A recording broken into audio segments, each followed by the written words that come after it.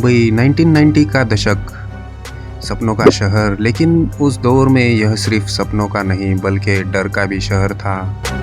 यह वो समय था जब यहाँ की गलियों में फिल्मों के गाने से ज़्यादा गोलियों की गूंज सुनाई देती थी।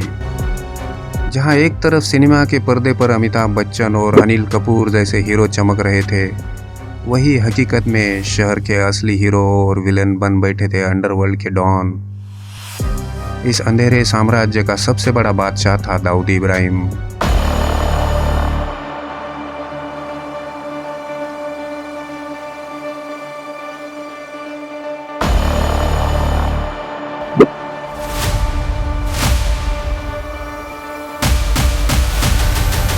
दाऊद का नाम सुनते ही बड़े से बड़े तुर्रम खान भी कांप जाते थे।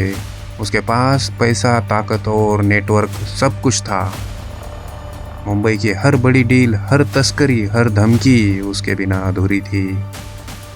वह अब सिर्फ एक गैंगस्टर नहीं रहा था बल्कि इंटरनेशनल डॉन बन चुका था। दुबई और पाकिस्तान से बैठकर वह पूरे मुंबई पर राज कर रहा था। लेकिन मुंबई की गलियों से एक और नाम उभर रहा था। नाम था अरुण गवली। गवली का जन्म एक साधारण मिल वर्कर के परिवार में हुआ था। भाईकला के चालों में पला बढ़ा, गरीबी देखी और वक्त के साथ उसने अपराध की दुनिया में कदम रखा। पहले मामूली गुंडागर्दी, फिर धीरे धीरे एक गैंग और देखते ही देखते गवली डैडी बन गया। डैडी क्योंकि लोग उससे डरते भी थे और उम्मीद भी रखते थे। वो गरीबों की मदद करता, इलाज करवाता, शादी ब्याह में हाथ बटाता और बदले में इलाके पर अपना राज कायम रखता। क्योंकि गरीबों के लिए वो मसीहा बन चुका था और उसने अपने इलाके को एक किले की तरह बना रखा था, जिसका नाम उस वक्त भी था और आज भी है, तगड़ी चाल। दाऊद और गवली की कहानी एक फिल्मी स्क्रिप्ट जैसी है। एक तरफ अंडरवर्ल्ड पे सत्ता और पैसों से ताकतवर दाऊद और दूसरी तरफ गली से निकला वो आदमी जिसने तय किया कि वो डॉन को सीधी चुनौती देगा। पहली चिंगारी तब भड़की जब गवली के आदमियों ने दाऊद के रिश्तेदार इब्राहिम पार्कर को मार डाला। ये सिर्फ हत्या नहीं थी, यह दाऊद के इज्जत पर सीधा वार था। गुस्से से आग बबूले दाऊद ने अपने सबसे खतरनाक शूटर भेजे और दिन दहाड़े मुंबई के जे अस्पताल में गोलियों की बारिश हुई। गवली का खास आदमी मारा गया, साथ ही 2 पुलिसकर्मी भी शहीद हो गए। मुंबई में अफरा तफरी मच गई। लोग अब समझ गए थे कि यह सिर्फ 2 गैंग्स की लड़ाई नहीं बल्कि एक युद्ध है। लेकिन इस खून खराबे में राजनीति ने भी अपना खेल खेलना शुरू किया। जनता अब दाऊद से तंग आ चुकी थी और इसी गुस्से को भापा बाला साहब ठाकरे ने। शिवसेना सुप्रीमो बाला साहब, जो अपने गरजते भाषणों और जोशीली बातों के लिए मशहूर थे, 1993 में एक विशाल रैली में उन्होंने एक ऐतिहासिक वाक्य कहा था, तुम्हारा दाऊद तो फिर हमारा गवली। बस इस एक लाइन ने पूरा खेल बदल दिया। गवली अब जनता का हीरो बन गया। लोगों को लगा कि शिवसेना और गवली मिलकर दाऊद के आतंक को खत्म कर देंगे। 1995 में शिवसेना भाजपा गठबंधन ने महाराष्ट्र की सत्ता अपने हाथ में ले ली। गवली और उसके गैंग के लोगों में खुशी की लहर दौड़ गई। उन्हें लगा कि अब डैडी का राज होगा। महाराष्ट्र के औरंगाबाद के जेल में बंद गवली को रिहाई भी मिल गई। लेकिन राजनीति की दुनिया अंडरवर्ल्ड से कहीं ज़्यादा धोखेबाज होती है। उसी शिवसेना और बीजेपी के गठबंधन वाले सरकार ने गवली को दोबारा गिरफ्तार कर लिया। इस बार MPDA एक्ट के तहत गवली को बंदी बनाया गया। गवली को यह सीधा विश्वासघात लगा। जिसे सत्ता में लाने के लिए उसने दाऊद को ललकारा था, वही अब उसे बलि का बकरा बना रही थी। गवली का गुस्सा अब चरम सीमा पर था।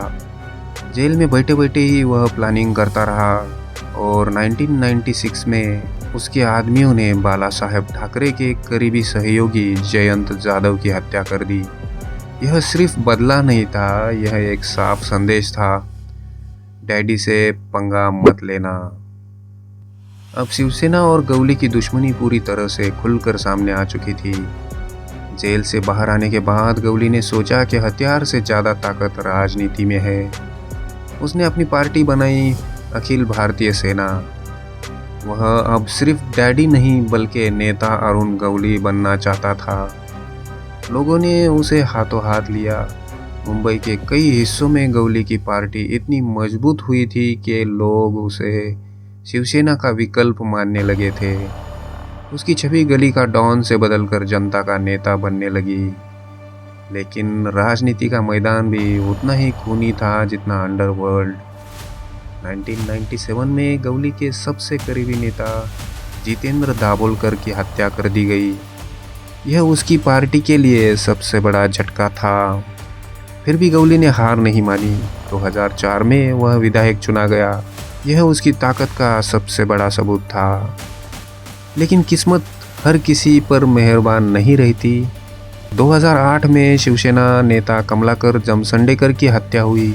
उसमें गवली का नाम आया। गवली को गिरफ्तार कर लिया गया और अदालत ने उसे उम्र कैद की सज़ा भी सुनाई।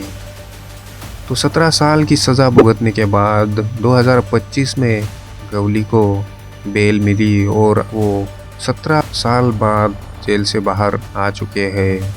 आज अरुण गवली की उम्र बढ़ गई है, लेकिन आज भी मुंबई की राजनीति और अंडरवर्ल्ड के इतिहास में उनकी कहानी गूंजती है। यह कहानी सिर्फ एक डॉन की नहीं और न ही सिर्फ एक नेता की है। यह कहानी है सत्ता, लालच, दोस्ती, विश्वासघात और बदले की। दाऊद और गवली की दुश्मनी ने हमें दिखाया है कि अंडरवर्ल्ड और राजनीति कितनी गहराई से जुड़े हुए हैं। कैसे सत्ता पाने की भूख इंसान को दोस्त से दुश्मन और हीरो से विलन भी बना सकती है। मुंबई सपनों का शहर है, लेकिन इसके इतिहास में ऐसे अध्याय भी है जो खून और गोलियों से लिखे गए हैं। यह वही शहर है जहां डॉन और डैडी दोनों की कहानियां गढ़ी गई है।